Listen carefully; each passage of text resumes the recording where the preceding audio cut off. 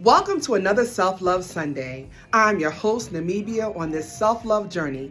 This is the podcast where we talk about love, healing, self-care, and information for inspiration.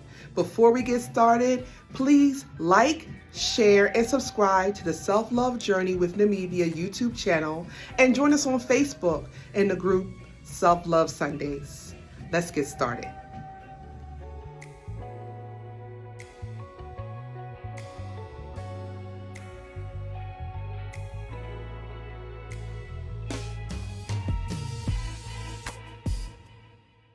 Self-Love Sundays. We are here with my friend, Lindsay Holmes, who is a transformational life coach.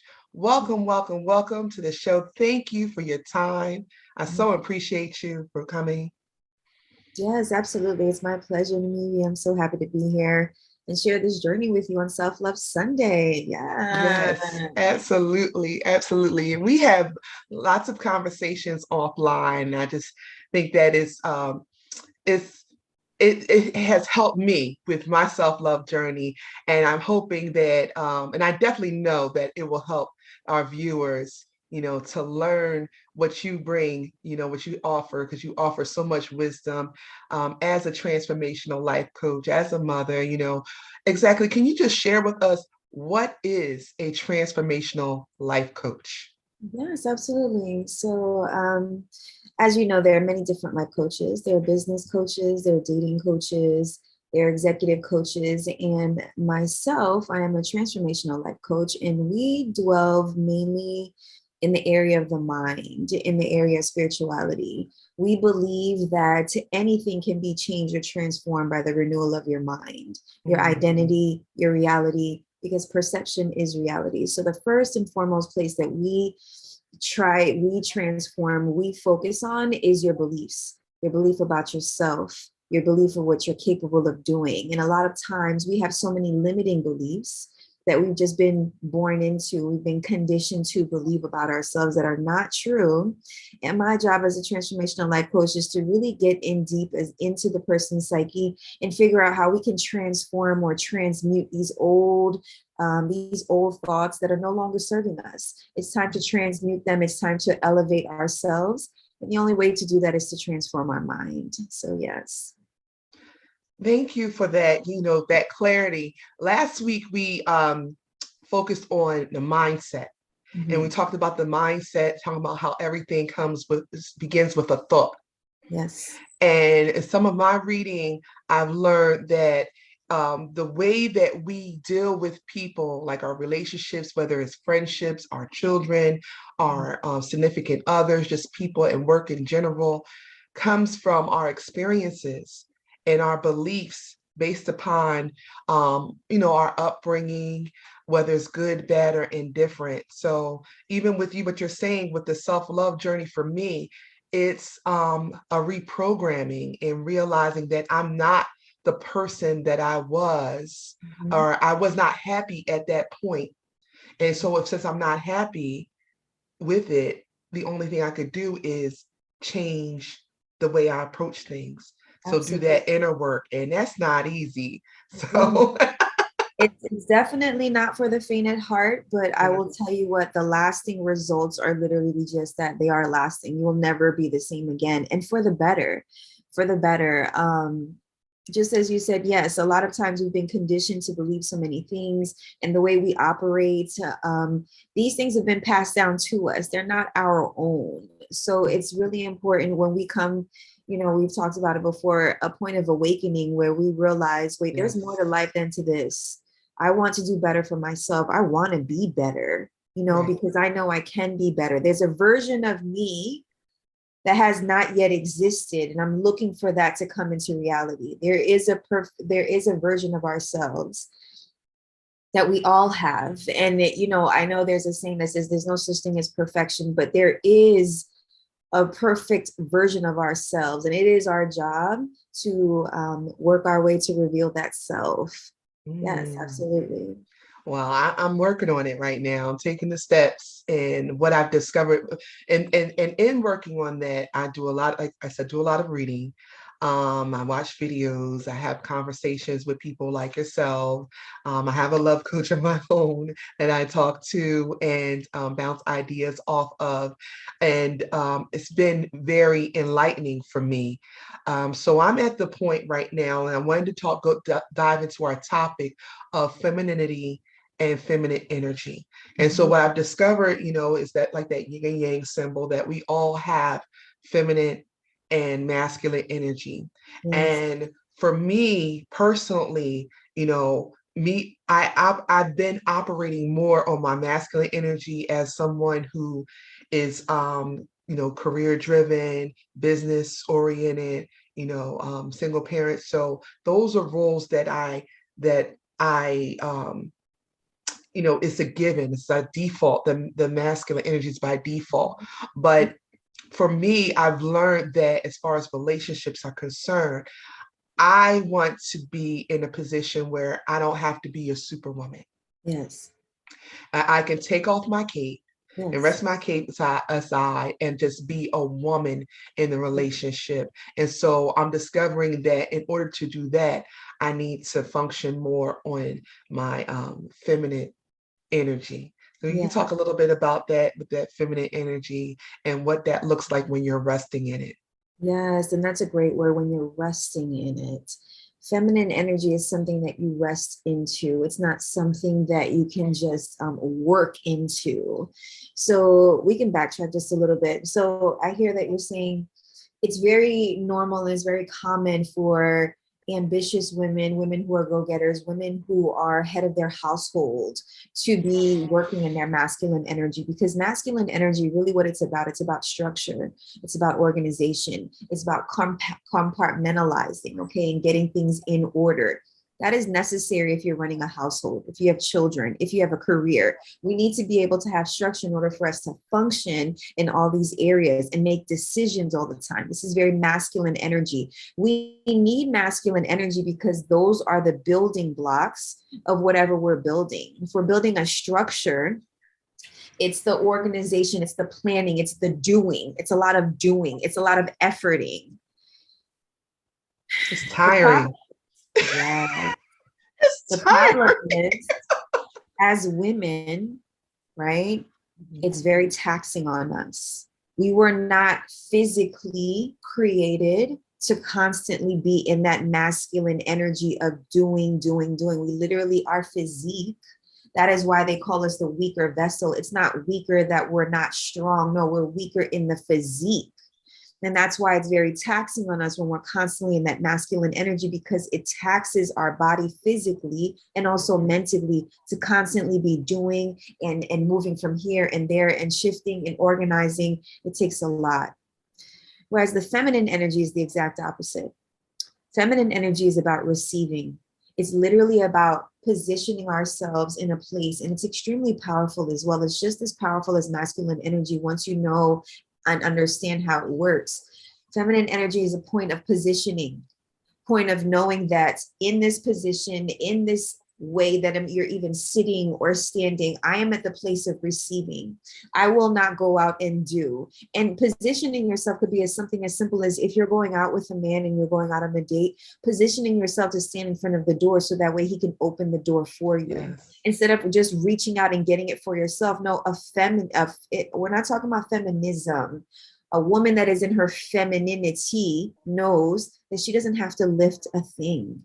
Her Right. job there is to be confident in her feminine energy and for the masculine to take over and do. But it's within our body language that gives the signal of what the masculine can do right now. And that takes a lot, because we're so quick to do. What happens is, when we're constantly doing, we attract more men that are more in their feminine energy, because Mhm. we have taken over their masculinity because we're constantly doing. When Right. you're in your feminine energy, it takes a lot of refraining from yourself. It's almost like you have to restrain yourself at this moment and just poise. That's a certain amount of discipline. Yes, That it is does. a lot of self discipline to do that. Yes. And And I knowing know I'm working on my patience with that, a lot of patience. and knowing that you are worthy to receive that. Yes. And that's really where that comes from. I will not do. No, you will do because I'm worthy to receive that. And I'm grateful for that. And you show your gratitude to the masculine energy because at the end of the day, the true masculine man that is enough for you, his purpose is to make you happy, is to provide you with security and provide you with happiness. He wants to please you. A true masculine man wants to please the feminine, but we must give them a chance to do that. We also must give them the direction to do that. And that comes with a lot of poise again, because a true woman in her femininity doesn't need to raise her voice.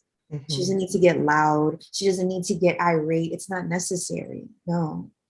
So on the other aspect, I think about conversations I had with some male friends. What does the masculine male, what does he get out of it? Fulfillment. That is his purpose. A true masculine man, when he sees a woman, and let me tell you something, the power of femininity is so strong that you don't even have to speak. Because once you present yourself in that energy, the men automatically stand up straighter. That song, the men all pause. Automatically, yes. It's like that's your magic. Mm-hmm. And it takes, again, like you said, it takes practice. It takes a lot of poise to come into a room and for the men to automatically stand up straighter. And it's almost like they already know, wait a minute, what am I expected to do right now? Let me open the door for her. Do you need a drink? Would you like me to grab your plate? Okay, you don't need to say much. They're already at your service because that is their fulfillment. They brought joy to you, and it can be in the smallest way, but that is their purpose. They feel fulfilled. That is why women need love, adoration, most importantly, time. Women need time. Women need time. We need affection. We need adoration. Okay. When a man feels like he is fulfilling that for you, he feels like he is fulfilling his purpose to do that for you. A true masculine man that is equivalent with your energy. Absolutely. Absolutely. That's interesting. And so, but I just want to let people know that this feminine energy and femininity is not just about relationships, like not just about romantic relationships. It's also about, like you said, that softer, I call it the softer side of Sears, and being able to manifest the things that you want to receive in other areas. Can you talk about that? Yeah. So another part of femininity is really about operating in a place where you are manifesting, you are visioning. And how can I put this in? So, as I said before, masculine energy is really about doing, right? You're going out there, you're doing it, you're putting it together, like, I'm going to get it done. You know, when people are like, make it happen, make it. That's very masculine energy.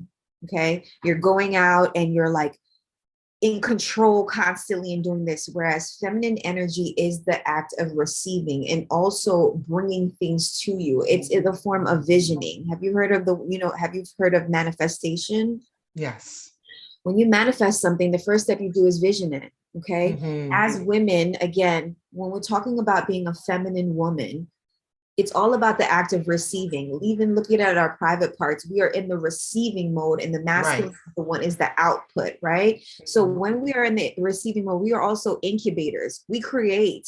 That is why we are women. Okay, we create. We are able to literally envision. If once you really work on your visioning and see what you want, you don't have to lift a finger per se, because now you become, this is getting a little bit deeper, more into spirituality, but you come into a place where you can literally bring it to you without necessarily having to lift a finger. That is also very possible in feminine energy. I definitely believe that, and I bear witness to that as well. Being able to have a thought and meditate on something, and then it actually happens. Absolutely. It is it's a little scary sometimes, like, wow, I did that, but it's just that you're in tune. Yes. I think you're in tune, and there's nothing wrong with saying the spiritual, because it is all spiritual. You're in tune with your purpose, I believe. And not only with the receiving, but also us as nurturers. Mhm. I think that's important too. That like just like Mother Nature, you're thinking about Mother Nature, that we as women, like you have a house, we make the house a home. We make the space, we beautify it, we soften it, we make it comfortable. Mhm. We make it a place where people want to come and be Yes. there and Yes. and get rejuvenated. Mhm. So I'm definitely, on that femininity vibe and working with that and learning more about that with respects of not only just relationships, but just my daily Absolutely. um my daily Practice. habits and behaviors, with Yeah. that and seeing the benefits in that as well. It is. Um, Mhm. so a little bit about we're wrapping it up, but a little bit about the benefits of that on the self-love journey. What can we see like it's on the other side of, embracing Yes. that femininity? What can we see in ourselves? So it is a daily practice, as you said. And before we leave, I would just like to just give some daily tips, something very simple that we can do on a daily basis to bring us back to our feminine side, to our softer side. It could be one of the major practices that I do at least weekly is take a nice bath. We are such in a place where we're constantly in a rush, we're going to shower and things like that. Pausing just for a moment to give yourself a bath, to relax, to soak in, adore yourself, put some essential oils in it, put something in it to, lavender oil. I love doing that. Or I'll put different types of oil depending on my mood and just sit in the tub. And that is a place where you just come in and just relax into it again. When you're eating your food and you're putting your plate together, sit down and enjoy the food. Don't Yes. rush into it. Enjoy the bite. Take a bite. Enjoy. Pause for a moment. It's really in the slowness and the softness that the feminine really operates. Mm. And what that does for us, it really calms our essence. When we're able to really get into our femininity, you will see most feminine women don't really get loud. We don't get irate, like, because it shifts our energy too much. And then it takes too much time to bring us back down into a place where we're just leveled again and poised again. It's really a practice of walking with grace, really what it is. Mm. Walking in your grace. Walking in Once you grace. learn, yes, it's really walking in I like grace. that. I Mhm. And like that. once you lose your grace, you feel you don't want to lose it because it's such a gift and it's so powerful. There's Mm. not much for you to say when a woman is walking in her grace because you really see it in her presence. You really do. And you almost want to, even other women salute other women for walking in their grace because it reminds them, wait a minute, let me walk in my grace as well, because that is our gift as women, to walk in Right. our grace and know, like, we have this gift of femininity, we have this gift of just presence. And it's a beautiful thing when a woman can do that, because that's what separates from masculinity, that's what really defines us. Mm. So yes. Wow, that's insightful. You gave us a lot to think about and to practice and work on, and I appreciate you once again.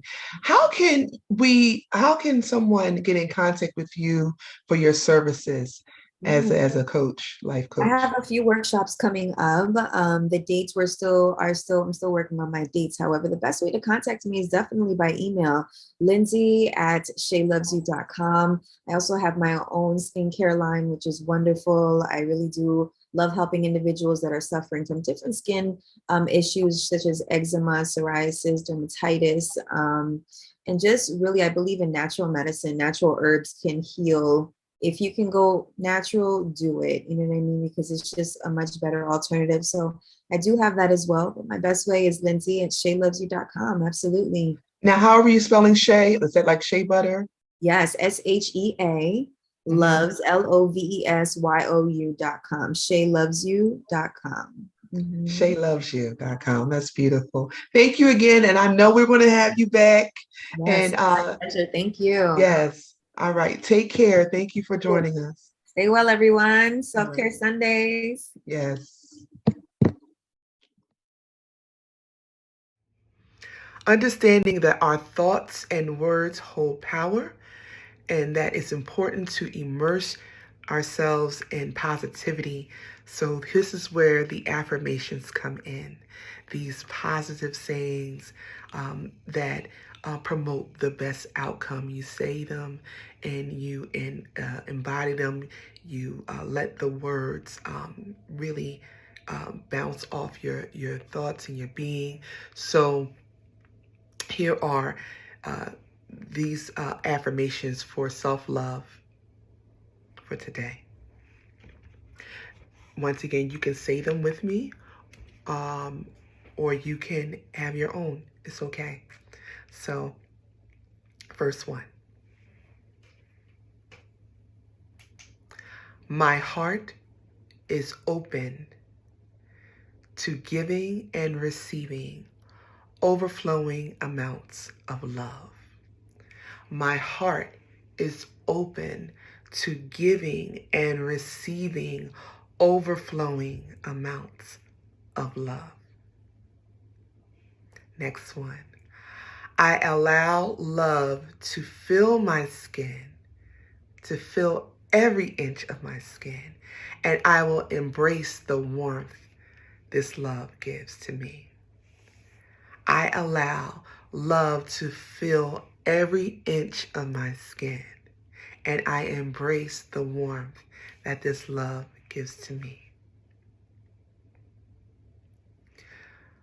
I am calm because I know that the universe always provides.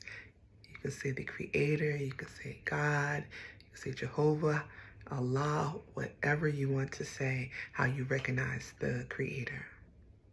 Again, I am calm because I know that the universe always provides. Thank you again for joining me on my self-love journey. I hope that you got something from this, and I hope to see you again soon. All right, peace and blessings.